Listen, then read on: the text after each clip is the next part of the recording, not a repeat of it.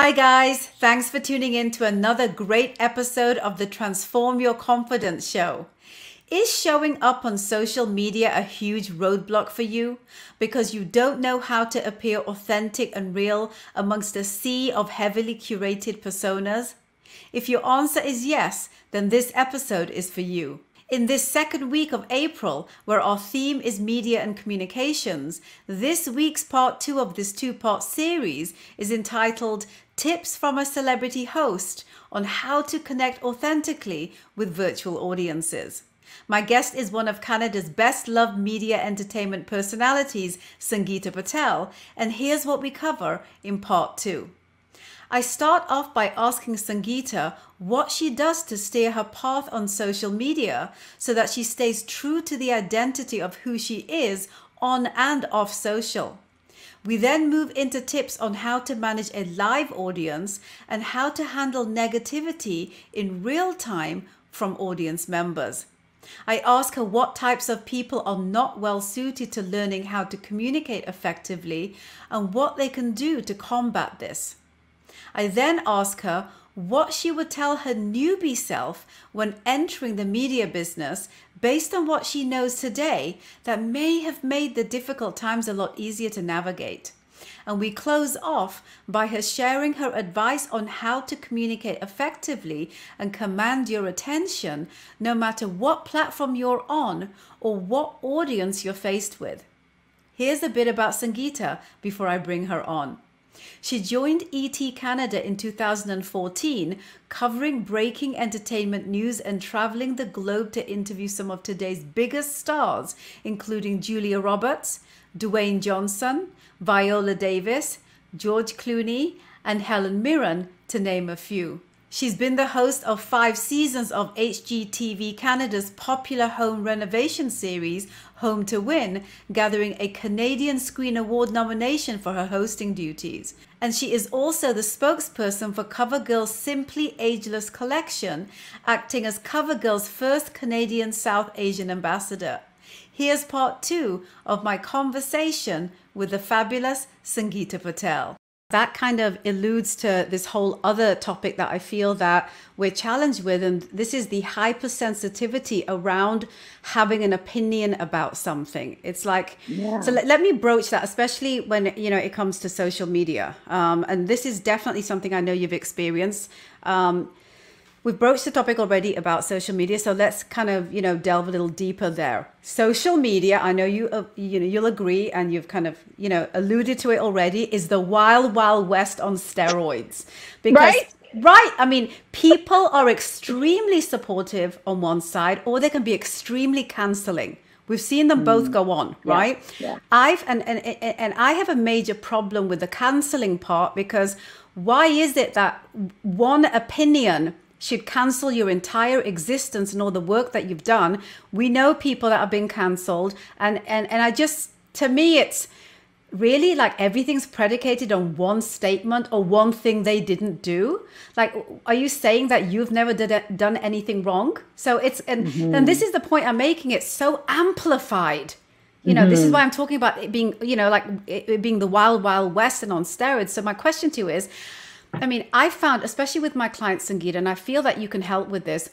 There are a number of, of my clients who are very shy around the idea of putting themselves out there on social media, but you don't really have a choice if it's business, that you got to kind of put yourself out there, and they're afraid to be judged. There's this fear of being judged.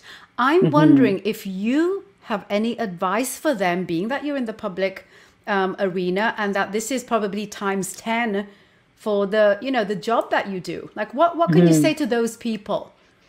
I get judged every post I do. Every day I get judged on what I'm doing, right? However, even recently I did a post about me wearing a langa. Oh my God, I remember that. So this person said I was not celebrating my culture and I was an embarrassment to the culture. And it wasn't just one post, it was several posts. And I thought, you know what, I'm going to put this out there and see how people actually respond to this, because again, it's going to cost that conversation for people to have. And it was such an overwhelming response by everyone. They're like, no, this person is completely wrong. And you should be wearing your langa. You are celebrating our culture. But I get negative comments all the time. And it depends how you handle that. So if you're afraid of being judged, do you care about this one person who is on their keyboard trolling you? Or do you care about the conversation you're causing other people to make change? So like you have to decide what's important to you. So when I get negative comments, I delete them. I don't even bother keeping them. I don't communicate with them unless I feel like that, I always say everyone's going through something. Everyone has, things are going through their lives. Don't judge them. They're not bullying you. Bullies need more love than anybody else. Like I tell myself that, but sometimes it's just like, all right, buddy, I got to delete you. Like I'm done with you. Like that's it. Right. Yeah. And so it depends, but you have to decide what's most important, right? If you're going to be so worried about being judged, how are you going to go forward? How are you able to do what you want to do? Right. Don't let that one person hold you back. And you know what you're doing? You're letting that person make you hold yourself back. Do you really want that? No. And so I think that's part of it is just you have to let that go and not have that fear. It's like stepping out of, like right now in COVID, stepping out of the house is a fear right now, right? But, you got to take that step forward one day. And so I think that's what it is. Man, Raj, in this industry, you're judged everything you do and every little step you do. So I'm used to it. And I think, what I'm hearing you say here is that it's almost like, tuning into what your own personal value system is about yourself and what you're willing to accept other people to be able to do. Like you said that, you thought about all the narratives and you try to justify, but at some point, when a person's not letting up, you just need to make a decision for your own personal peace of mind and health. And you decide to delete. And that's what I do with my clients as well. I say, honestly, that people say, well, I see all these comments that people make and people leave it there. I says, well, that is the wrong thing to do. That's the problem with the social media. People are afraid to step in and say, you're in my home right now on my Insta page. You're in my home right now on my Facebook page, right? If you're going to come in here and, you're going to bring in your dirty shoes, I'm going to remove you. Like, would you allow someone into your home and insult you? So just because other people leave their comments there, that is not a way to move forward. Like there needs to be some etiquette when someone comes to visit your page. So I completely agree with you. And I always say to people, I delete it left, right, and center. And people always come back to me and say, well, why I delete it? I says, because I don't like what you have to say. And I don't feel that anyone that's in my ecosystem needs to listen to your problem with your life. Yeah. It's not something that I'm willing to entertain. I want to entertain those people that are trying and striving to better their existence and the existence of the people that they care about. Because if everybody was to do that, what a different world we'd live in, Sangita. It's true. And you know what's so funny when you talk about these negative comments is it does affect you. Like you read something and you remember those negative moments in your life too, right? More than those positive moments in your life. And I think that's the other thing. As you get older into your 40s, you start switching that mindset. I start remembering more of the positive experiences. I start remembering more of the positive comments. So it's being able to let it go and just let it go. And just adjusting it and taking that positive energy. If you're putting that positive energy out there, why not take some of that positive energy? So I think that's another major adjustment I've done in my 40s for sure. I love that. So I want to ask you this because this is where you're kind of really in the deep end, Sangita. And this is when you are in your live event situation, right? So if you experience, I guess two-part question. One would be, how do you engage with a crowd of people you don't know and hold that attention? That's my first question, because you do it so well. Oh my, do I? Yeah, you do. Like you're so entertaining. I think for me, it's listening to the audience and listening to the people, the environment, listening to the environment. What is it all about? And people are scared to go up to CEOs and just owners, and I'll be like, yo, did you watch the game last night? Or, what did you have for dinner? And they're just like, what? I'm like, but they never act that way. They're like, it's great. How are you? It's great to chat with. I am not afraid to go up to a CEO and say, did you have McDonald's yesterday? I am willing to take those. And sometimes I've been in rooms where it's all male and I'm the only female in the room. And I will be like, okay, these are all the CEOs, top tier level people.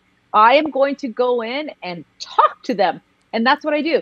And most times, I think 80%, maybe even more, 95%, they're going to be responsive. And I think it's just stepping in and you just start talking. And I think that's really important for a lot. We're just so afraid that you're going to be judged for what you're saying, but it's usually the opposite effect. And I will email CEOs. I will text CEOs. I will talk to the top tier. I've not spoken to Obama, but I've, messaged Obama, and he's now following me on Twitter. I love it. You're right. You just never know. And that status does not, I have no fear. I have no fear when it comes to who you are. I think everyone is the same. And I think everyone has something to say. So why not? So I think that's what it is. Guys, you're hearing it right now. I am not afraid to communicate with people. That is a statement for anyone out there who is scared of putting themselves out there in the virtual environment, which you have no choice to do today. You got to put it up on your wall. You got to look at it. It needs to be a mantra because it will change your life. I really do believe that, Sangita. I thank you for sharing that. The other part of that question is when you're in a live audience situation and you get like a negative reaction. It's not like social media where you can kind of sit back and say, okay, I'm gonna curate my answer here, or I'm gonna delete them. You kind of can't do that. Can you recollect a situation where something may have happened like that, and how did you handle it? Like, I'd love talk to me. Yeah, totally. When you don't belong in a crowd and you don't belong in a crowd, you're not an elitist and you walk in and you just came from a Shake Shack, whatever, like, you don't belong, right? But I always tell myself I belong.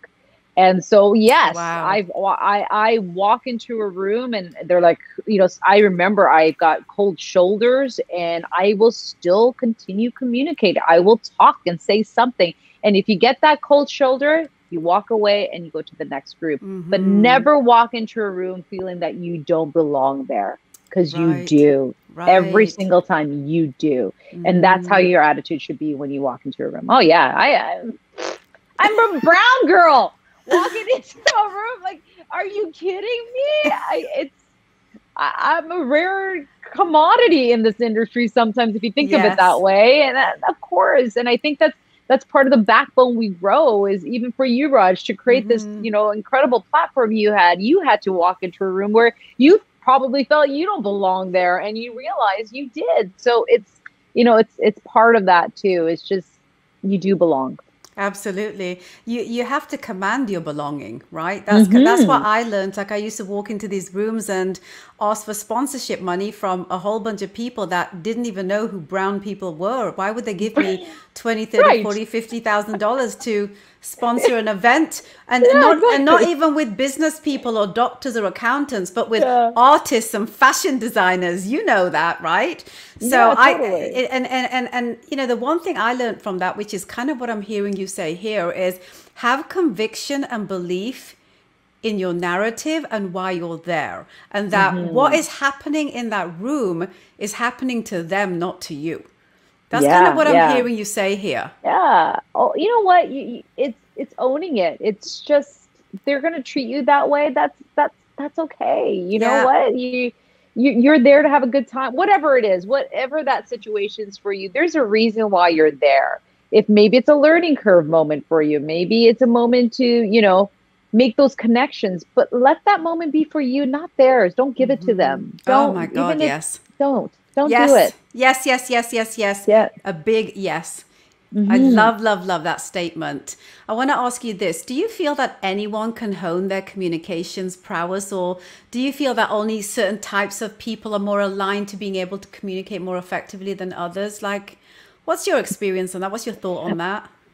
Introverts, very difficult for them to communicate. And I know a few people who are, and I can't tap into why, and I don't fully understand it. But being, I love working out by myself. I'll be honest. I'm in a space where that's my time and I need to do that. Well, my husband needs to work out with people.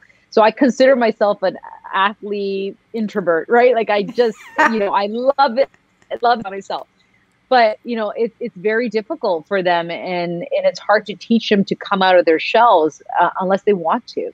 I think that's ultimately what it is your ability to say, yes, I want to do this. And again, it's culture too. Like you were brought up a certain way and you just have to break that and just be yourself. And that's not easy to do after years and years of learning to, don't speak. This is not your time. And you have to, finally say, yes, I'm allowed to speak.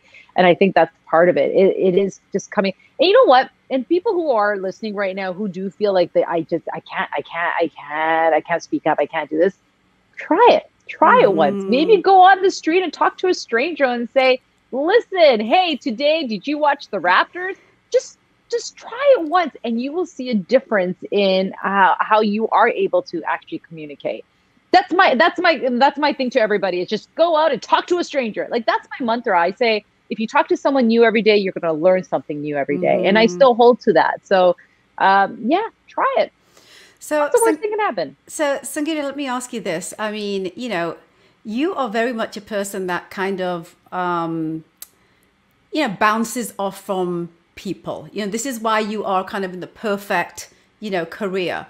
What about the virtual environment? Now, everyone has to work. They have to communicate in the virtual space. Is there anything that you can share in terms of how that communication is different so you kind of don't lose that authentic feeling of feeling like you're communicating real and it's not kind of, online fake stuff? Like, talk to me about that. I think more people are real through virtual talk.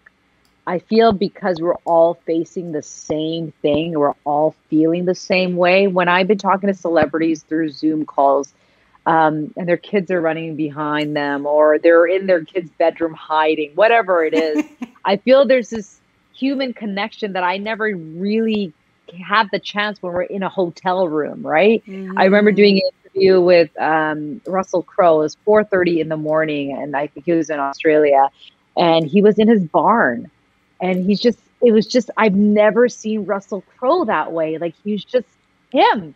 And in his barn, and I was like, this is the coolest thing. So I think people, because we're going through all of this together, there is an instant connection, and there's just this outlet to wanting people. Like my interviews now, the first thing I ask is not how are you, I say how are you coping. And so I think that kind of connect. Like Shania Twain's like, no one's ever asked me that, and she just kind of let that out. She goes, nobody's ever. And that was something that was important to her. Like you would think a celebrity doesn't need to be asked that, but they all do. So and I asked, I also asked the question, how are you doing spiritually? And so that's another, right? Like, yeah, mentally we're all breaking down, but how are you spiritually? And so that's another question I ask a lot of celebrities, and I think they feel it because we feel it too. Absolutely. Looking back, on the, from the place you are today, Sangita, like looking back over your career and, what do you wish you knew about, the art of communicating that you feel would have made the journey a bit easier for you in those times when you were kind of really challenged? And let's look at it from the career trajectory. So if you were to look back, what would that be? Well, I think when I first started off, it's interesting because when I first started off, I was approached by a lot of people who had a lot of experience, and they would help me, or they would tell me to fix something or do this, or this will make it better. And one of those people was Gordon Martineau, who was the anchor at 6 o'clock news at City TV. And I used to watch Gord growing up. And I remember my third day, he says, Patel, come into my office. Not Sangita, just Patel, come into my office. I'm like, and he said to me, he goes, Patel, you don't give a shit what you do on television. Keep it that way. And that was it. And I was like, that's all you want me to? And he goes, that's it. And I go, okay. And then every few weeks he would just say, Patel, come into my office. And he goes, why are you yelling into the mic? I know you're in a crowd, but you don't need to yell into the mic. And I'm like, you're right, but I can't hear myself. Wow. I'm like, no, you don't.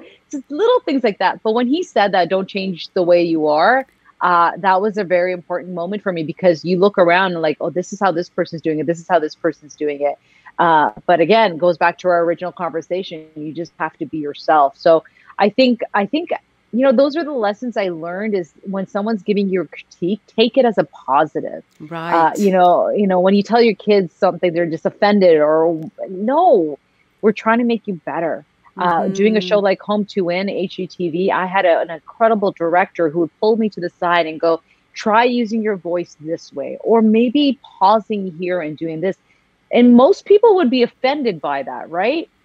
But no, I knew he was trying to make me better. And I'll be like, how does this sound? How does this feel? And I think that's what is where you let your ego go and Yes. say, these are the professionals and they're going to help you. So I think that, I learned that at an early part of my career, but I think that's important. So I think that's what I would say in terms of, there's nothing really I would say that I wish I knew in the beginning.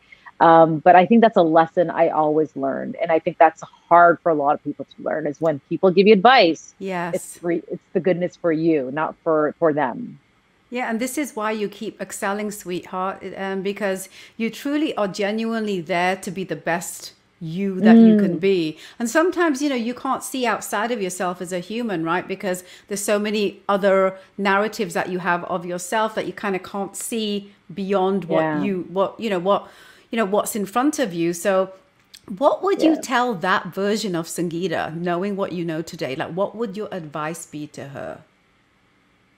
My younger self, or just the Yes, person that's your outside young my younger? your younger self, when you were starting off in this career trajectory, knowing what you Yeah. know today, what would you say to her that you think may have made a difference and made the journey maybe a little bit Yeah. easier, I think, yeah. And then that comes to the emotional part of it all, is not caring too much about what other people think.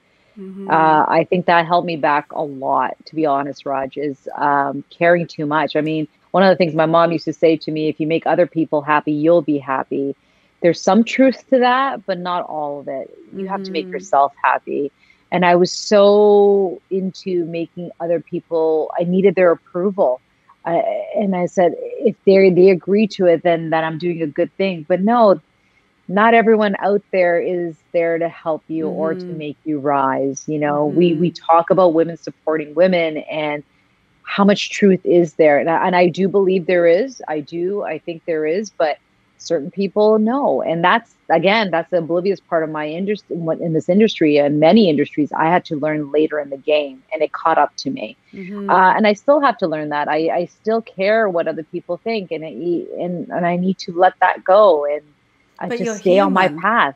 But you're Yeah, human, right? So yeah, we yeah. have feelings and we have a certain sense of trust in Hmm. humanity that we don't always have to have our guard up, right? Hmm. That's what Hmm. I feel that's kind of a part of it. So, if you Yeah. if you do kind of get those moments when you're let down, let it be. That's what I say to myself. Hmm. I would prefer to be me than that person. That's what I tell myself. Agreed. Yeah. Yeah, and I cried for the first time last year. I just let myself Oh. be. It's, all of us are mentally going through things, and I was talking to a friend of mine, and she's like, just cry it out. And I go, so I fake cried for a bit, and I was like, I'm gonna try this, and I put myself in a sad position, and I'm like, okay, this is not working.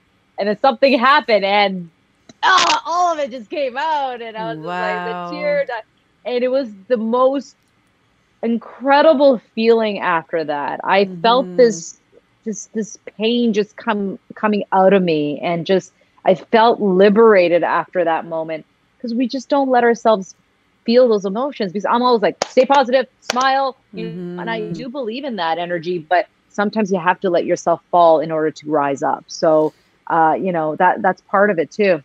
I don't think that we know that we've risen until we've fallen. It's like how do you know that it's daytime if you haven't experienced night, right? Right. It's Yeah. that whole kind Yeah. of spiritual ideology of yin and yang Yeah. and polar opposites, right? So I get where you're coming from, but honestly, that has got to be the most hilarious story that you've shared today.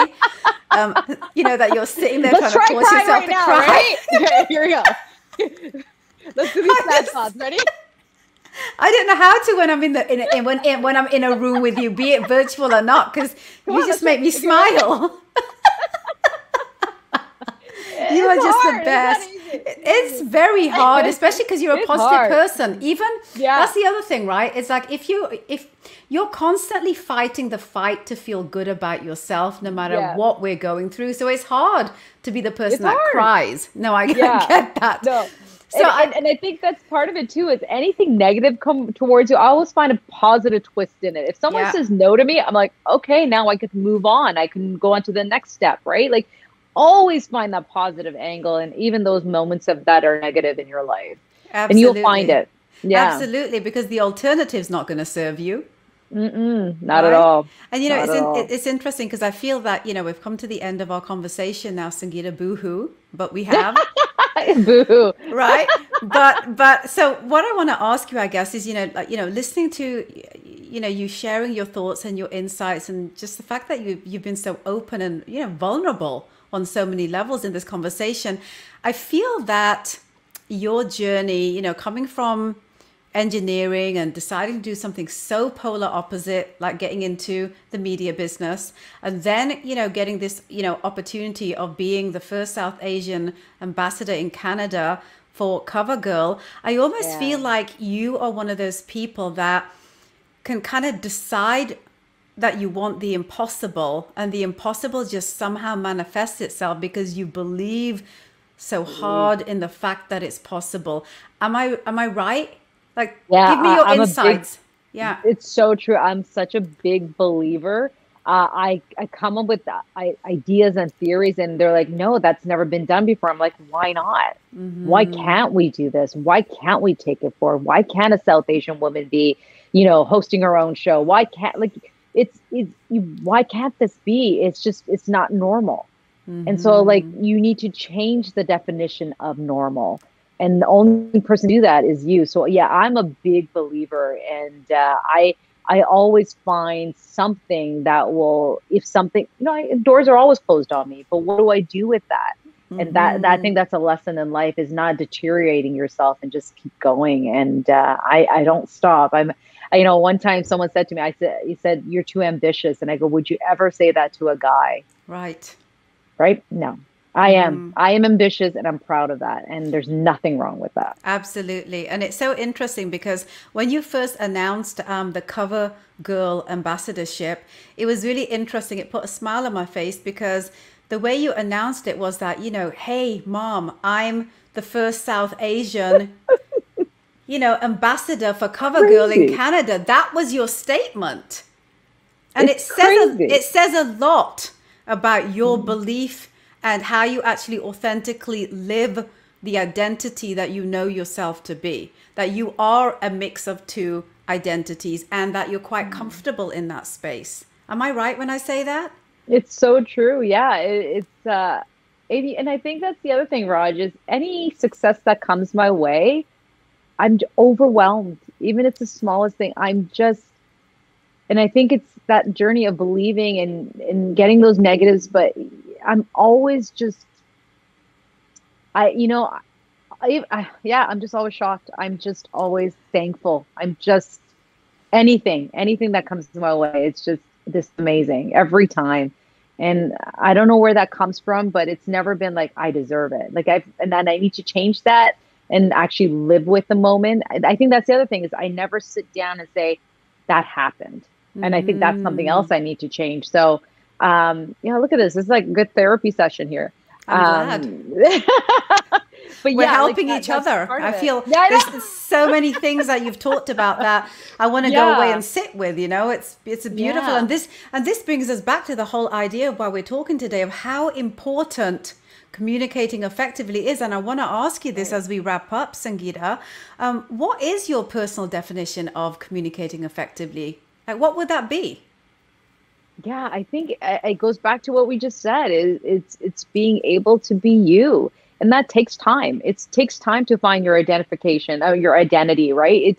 And it didn't happen to me just overnight. I knew it was in me, but I didn't discover it to let it out until my late 30s, right? And that's where I felt comfortable to say, I this is it. This is it. Either you love it or you hate it, and this is it. This is who I am, and that confidence starts building. So I think communication really comes down to the ability to, again, when you say you're worried about being judged or, what people think, and, I'm just scared, that fear is not really about you yourself. It's the fear of other people. So, and it's, again, human nature, but you just have to let that fear go. And that's really important when it comes to communication. I love that. What a powerful statement. It's the fear of the expectation of other people. Other right? people. Yeah, that's so powerful. So to round up, why is it important for people to get it right? Like to get the whole communications with themselves, with their loved ones, for people they don't know, especially that we now live in a world where, most of our communications is virtual. Like, why is it important? Like, why, what is the crux of it, do you think? Yeah, it's so, I mean, that's what it is if you don't communicate, like no one's going to know the truth. It comes down to truth. What is your truth? Right? Yes. If you sit back and don't say anything, or if you don't correct things, even that, it will never be true. Even on social media, like you and I talked about, it's not the truth. Not all of it is truth, but how are you going to make it truth? And so even when you write down your captions, sit with it for a bit and say, is that my voice, or did I just cut and paste someone else's voice? Right. Bring that truth back to you. And I do that. I when I write certain things, it's my voice. It's who I am. And some people may not agree with it. I mean, it's not the perfect English, and I use certain things, I use emojis, whatever it is, but that's me. Yes. And so it's finding your communication is your truth. So for upcoming generations, let's just get ready to close this off. I want your advice on this, sweetheart.